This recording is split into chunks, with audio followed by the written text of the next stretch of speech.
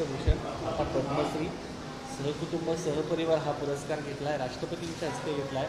काय भावना आहे? अतिशय आनंदाची भावना आहे. कारण फार असं सहजासहजी कोणाला साध्य होत नाही. माझ्या एकंदर नशिबाने किंवा माझ्या एकंदर केलेल्या कष्टाचं हे चीज झालं असं मला वाटतं आहे. आणि मी ते कुठेतरी पूर्ण झालं. हा माझ्यासाठी फार आनंदाची गोष्ट झाली आहे, माझ्यासाठी फार अभिमानाची गोष्ट असं मला स्वतःलाच वाटतं आहे.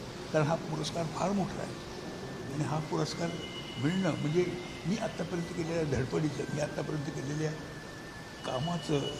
कामाची कुठेतरी पावती मिळाली असं मला वाटतं. त्यामुळे मला झालेला आनंद हा अवर्णनीय आहे असं मी म्हणेन. साहेब, एक मुद्दा हा आहे की सामाजिक जाणीवांमधून तुम्ही विनोदातून फुंकर घातलेली आहे. त्या सगळ्या सामाजिक जाणीवांची कसं मागं वळून पाहताना जाणीव होते?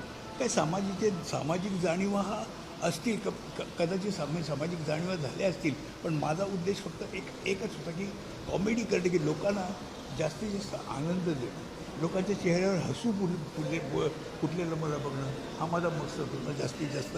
आणि तो मी साध्य केला असं मला वाटतं.